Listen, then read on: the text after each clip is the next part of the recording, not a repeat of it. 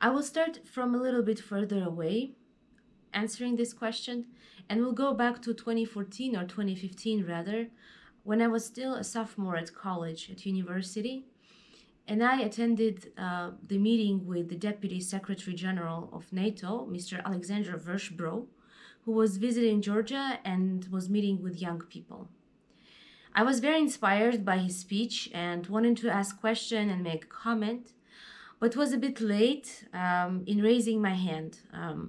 First, I didn't dare, and then when I raised it, people didn't notice it because I'm blind and I didn't see when people were actually looking at me, the moderators and all of that. And this is one excuse for me to tell those with disabilities and generally speaking, those from different minority backgrounds, if you want to ask a question or be heard last, you should start raising your hand first.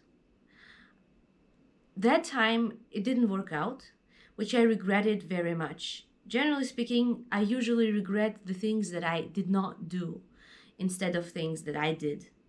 But I decided to at least write all my reflections and my ideas in a blog or article. I got it published later in a small student organization, the Future Diplomats Club's blog.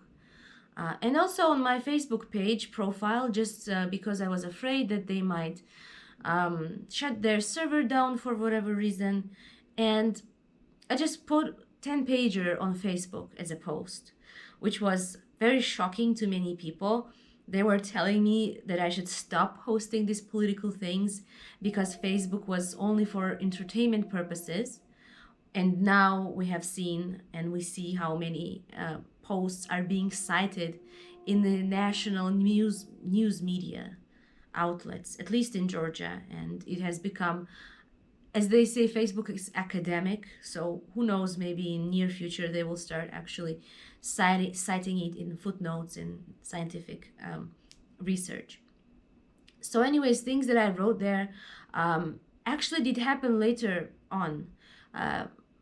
Ideas such as a notion such as expansion of Russian influence over Eastern Europe beyond Georgia and Ukraine and expansion of their ambitions, instabilities in Turkey, and some other things that are now discussed by leading global think tanks such as Center for European Policy Analysis. And what I wanted to say is that yes, from this my experience, we can see that young people can be experts on different issues and can have valid ideas and valid views that need to be just heard and need the platform for that. And this is what democratic leaders of today can do and are doing already by providing such platforms as today's one. I cannot remember and could not have ever imagined that I would speak today with you in the same space. I remember how my mother was reading to me some articles about your activities, about your work and life, and just wondering and being very inspired. And then years later, I was able to meet you in person in Berlin, attend your speech and ask a question in 2019 at the celebration of the fall of the Berlin Wall. The second thing is that young people often, unfortunately, do not have resources and money, especially those who have motivation and interest to engage in political change, to do so. Instead, those who are wealthy are always willing to influence politics, can fund their own campaigns, can fund their media outlets. This is what happens all around our region in Eastern and Central Europe.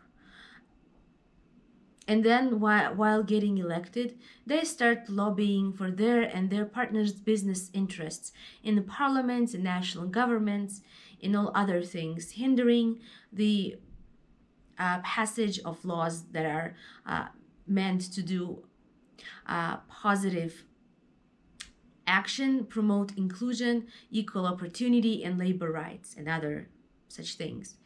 And this is what the leaders of today can also do by promoting young candidates, supporting young people to run for offices and in their political efforts.